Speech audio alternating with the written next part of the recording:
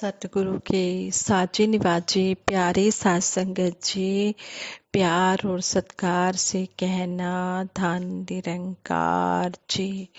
सतगुरु निरंकार दातार का हर पल हम शुक्राना करते हैं और सतगुरु निरंकार दाता निरंकारी राजपिता सात संगत माँ के चरणों से यही आशीर्वाद मांगते हैं कि जिस तरह आप जिन्हें अपने चरणों से जोड़ा है, इसी तरह अंतिम श्वासों तक अपने चरणों से जोड़े रखना। यही एक भगत की कामना होती है कि हे सच्चे पातशाह, तू जिस तरह भी हमें रखना चाहता है, हम उस रंग में खुश रहे।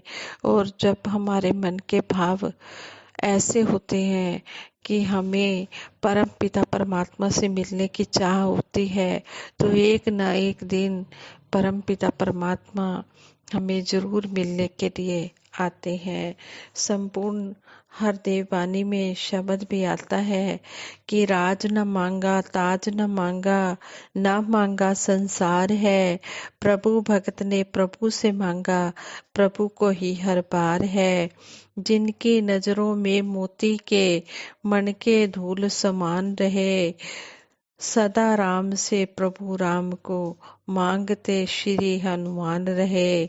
शब महलों वाली मीरा ने भी गिरधर को ही मांगा था, कुटिया वाली शबरी ने भी रघुवर को ही मांगा था। एक भगत प्रहलाद था जिसने राजा के घर जन्म लिया।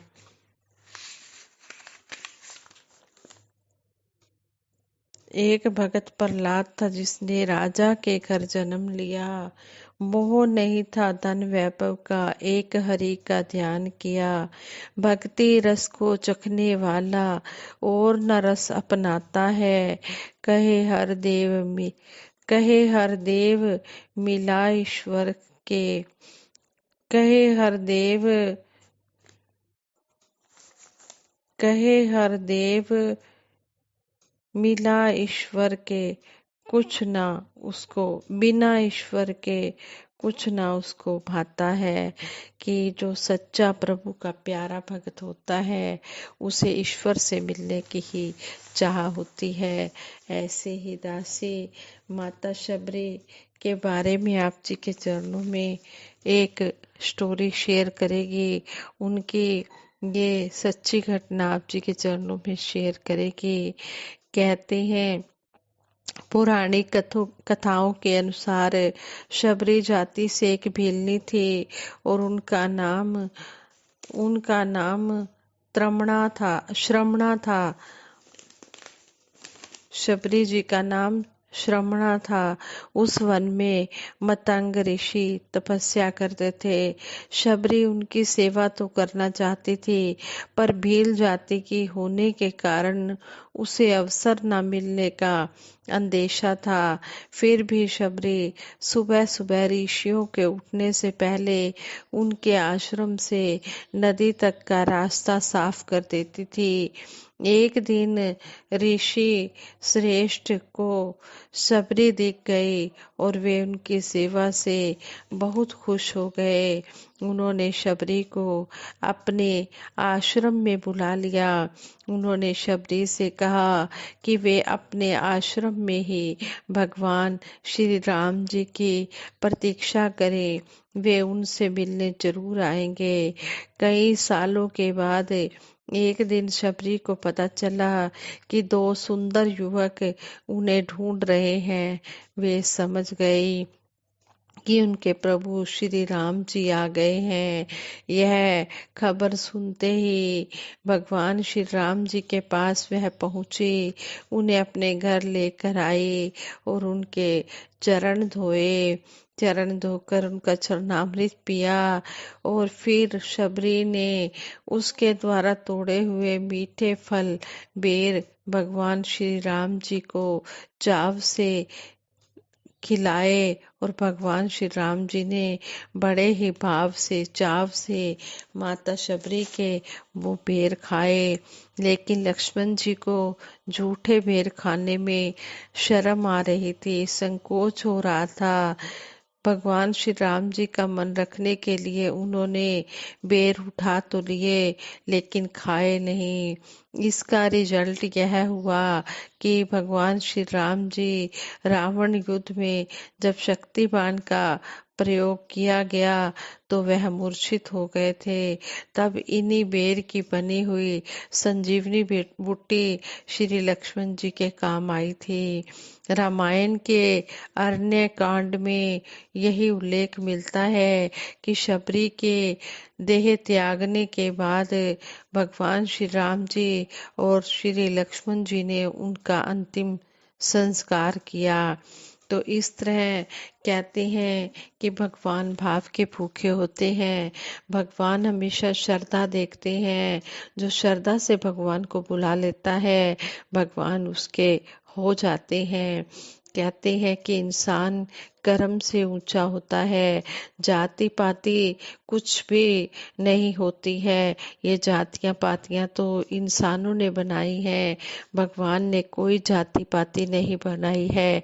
भगवान ने तो सभी को एक बराबर बनाया है। सभी के अंदर 5 तत्व है और सभी के अंदर एक जैसा लाल रंग का खून है। कोई भी ऐसा नहीं है कि जिसको भगवान ने अलग बनाया है। लेकिन भगवान तो एक भाव चाहते हैं। जो भगवान को भाव से बुलाता है भगवान दौड़े चले आते हैं। इस तरह कहते हैं कि प्रेम से ही मानव एकता बढ़ेगी। कोई परिवार चाहे बड़ा हो या छोटा, अमीर हो या गरीब हो, वह तब तक सुखी नहीं रह सकता जब तक परिवार के सभी मेंबर्स प्रेम व एकता के साथ आपस में मिलजुल कर रहना नहीं सीख जाते। यही बात समाज और संसार जैसे बड़े मानवीय परिवारों पर भी लागू होती है। आज संसार जिन बड़े बड़े संकटों व समस्याओं से जूझ रहा है, भले ही वो युद्ध हो या आतंकवाद, अधिकांश को मानव एकता के अभाव ने ही जन्म दिया है। मनुष्य मनुष्य के बीच दूरी तब बढ़ती है जब उनके दिलो दिमाग पर शक की धूल जम जाती है, भ्रम वहम भुलेखे जमा हो जाते हैं, जिससे वे अपनी आत्मा के दिव्य स्वरूप को नहीं देख पाते और न ही मनुष्य के जीवन के असली अर्थ को समझ पाते हैं। धार्मिक ग्रंथों की संकीर्ण व्याख्याएं और भौतिकवादी जीवन की जटिलताएं मनों में ऐसी स्थिति पैदा करती हैं। इस तरह व्यक्तिगत व सामाजिक चेतना मन में फंस जाती है और सब और वैर नफरत दिखाई वैर और नफरत ही पैदा हो जाता है। संत निरंकारी मिशन अस्तित्व में आने के बाद से लगातार इसी कोशिश में लगा हुआ है कि कैसे मानव मनों के बीच की दूरियों को मिटाया जाए। यह दुनिया केवल तभी खूबसूरत बनेगी जब धरती पर रहने वाले सभी इंसान आपस में प्रेम के साथ एकता के बंधन में रहना स्वीकार कर लेंगे और दिलों के बीच में जो दूरियां हैं उनको खत्म कर देंगे। संत निरंकारी मिशन सर्वव्यापी निरंकार प्रभु परमात्मा के स्वरूप की जानकारी देकर लोगों के सोचने समझने का दायरा बढ़ाने में विश्वास रखता है। मिशन की मान्यता ये है धर्म जोड़ता है तोड़ता नहीं। एक को जानो एक को मानो एक हो जाओ। संत निरंकारी मिशन के 5 प्रण मनुष्यों के बीच एकता की आवाज बुलंद करते हैं। संपूर्ण अवतार वाणी में भी कहा गया है, 5 तत्व के पुतले देखो, भिन्न भिन्न इंसान बने, कोई हिंदू कोई सिख ईसाई और कोई मुसलमान बने। इस मानव की बुद्धि ऊपर पड़े हैं पर्दे रातों के, राग नैतिक छेड़ रहा है यह नर श्रेणी जातों के, और पूरा सतगुरु जाति पाति के झगड़े सभी मिटाता है। कहे अवतार गुरु इन सबको एक ही साथ बिठाता है। जहाँ संपूर्ण अवतार वाणी में संकीर्णताओं की जंजीरों में बंधे संसार का ये ऐसा चित्र पेश किया गया, तो वहीं संपूर्ण हरदेव वाणी पद संख्या 128 में इन जंजीरों से संसार को आजाद कराने का रास्ता भी दिखाया गया है। संतों ने बदलना है ये नक्शा कुल संसार का, नफरत की गहरी खाई पर पुल है बनाना प्यार का। गुरु ज्ञान से वैर मिटेगा, बरसेगा बस प्यार ही प्यार। कहे हर देव दीवार रहित ये हो जाएगा कुल संसार। युग प्रवर्तक बाबा गुरबचन सिंह जी महाराज का कहना था कि अगर हमारे मन विशाल हो तो कभी कभी भी हमारे मन में संकीर्णता नहीं आ सकती है। देश, संस्कृति, भाषा, जाति पाति, खान पान व पहनावे के भेद अपने आप खत्म हो जाते हैं। सारा संसार अपना लगता है जब हमारे हृदय विशाल होते हैं, और ये हृदय विशाल तभी होते हैं जब ये हमें निरंकार मिल जाता है। विशाल प्रभु से मिलकर ही विशालता आ पाएगी और जतन से तंग दिली ना जाएगी, लेकिन यह विशालता विशाल निरंकार प्रभु के साथ जुड़कर ही आती है। हम आपका प्रबल विश्वास इस बात में था कि युवा जोश व संकल्प बल से मुश्किल काम भी आसानी से बनाए जा सकते हैं। युवाओं में असीम ऊर्जा को समाज उपयोगी कार्यों में लगाने के लिए उन्हें अच्छी खुराक व सही मार्गदर्शन की कदम कदम पर जरूरत पड़ती है। नौजवान चेतन ना हो और सही दिशा से ना भटके, इसके लिए नौजवान चेतन रहे और सही दिशा से न भटके, इसके लिए बाबा गुरबचन सिंह जी महाराज ने 1973 में आयोजित मंसूरी कॉन्फ्रेंस में समाज की भलाई के लिए सभी से नशीले पदार्थों का सेवन छोड़ देने के लिए कहा कि नौजवान चेतन रहे, अलर्ट रहे, नशे वाली चीजों को बिल्कुल भी सेवन ना करें, नशे वाली चीजों की तरफ ध्यान ना दें, इस परम पिता परमात्मा की तरफ अपना ध्यान लगाएं, सेवा सिमरन सत्संग करें। यही नहीं बल्कि बाबा गुरबचन सिंह जी महाराज ने दहेज व दिखावे के दबाव से होने वाली सामाजिक नुकसान को रोकने और नारी गरिमा को उठाने के उद्देश्य से सादगी से सामूहिक विवाहों को भी प्रोत्साहित किया, ताकि भक्तों की अनमोल ऊर्जा व्यर्थ के सामाजिक दिखावे के लिए जीवन भर धन बटोरते रहने में ही खर्च ना हो जाए।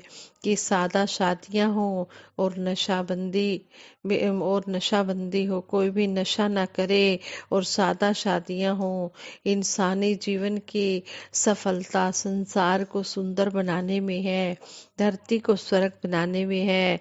अगर इस धरती को स्वर्ग बनाना है तो मानवता को खांचों में काटने वाली सभी दीवारों को गिराना होगा। अगर इस धरती को स्वर्ग बनाना है तो हमें पुल बनाने होंगे, हमें दीवार रहित पुल बनाने होंगे। इस तरह कहते हैं कि जब दीवार रहित पुल बन जाएंगे, सारे सहजे आते जाते जाएंगे, तो फिर एकत्व भी होगा। फिर दीवार रहित संसार का यह सपना एक अद्भुत रोशन मीनार की तरह हमें जीवन पथ पर हमेशा अलर्ट सावधान बनाए रखेगा। और हम प्यार सजाता है गुलशन को और नफरत वीरान करे के संदेश को हम आगे से आगे बढ़ाते चले जाएंगे। नफरत खुद ही मिट जाएगी, प्यार अगर बढ़ जाएगा। कहे हर देव गुरु ज्ञान से दुनिया में सुख आएगा। गुरु के ज्ञान से ही दुनिया में सुख आ सकता है, गुरु के ज्ञान के बिना दुनिया में सुख नहीं आ सकता। सकता और नफरत भी नहीं मिट सकती और मानविकता भी नहीं आ सकती और प्यार भी नहीं आ सकता। जब इंसान इस परम पिता परमात्मा से जुड़ जाता है तो फिर मन में प्यार वाले भाव पैदा हो जाते हैं, नफरत अपने आप ही मिट जाती है और कहते हैं कि फिर दुनिया में स्वर्ग बन जाता है। ये स्वर्ग हो मेरे घर में भी, जो स्वर्ग है तेरे दर माता, मंदिर सा लगे मेरा घर है आंगन, तू ऐसी रहमत कर दाता। हे सच्चे बादशाह, ऐसी रहमत करना कि सबके घरों में प्यार हो, एकता हो, मिलवर्तन की भावना हो और इस तरह सभी के घर स्वर्ग बन जाए, मंदिर की तरह स्वर्ग बन जाए और इस तरह हर एक घर का मेंबर भगत के रूप में नजर आए। यही सतगुरु माता सुदीक्षा जी महाराज आज चाहते हैं कि हर हर मेरा गुरसिख जो है घर से अपनी भक्ति शुरू करे, भक्ति की शुरुआत घर से करे, घर के हर एक मेंबर को वो आदर सत्कार प्यार दे जो वो सत्संग भवन में आकर एक एक महात्मा को देता है, क्योंकि भक्ति की शुरुआत घर से ही होती है। अगर घर में हमारा प्यार सत्कार वाला माहौल है फिर तो ठीक है, अगर हमारा घर में प्यार सत्कार वाला माहौल नहीं है और हम सत्संग भवन में आकर महापुरुषों से प्यार कर रहे हैं तो इस तरह सतगुरु रिझने वाला नहीं है।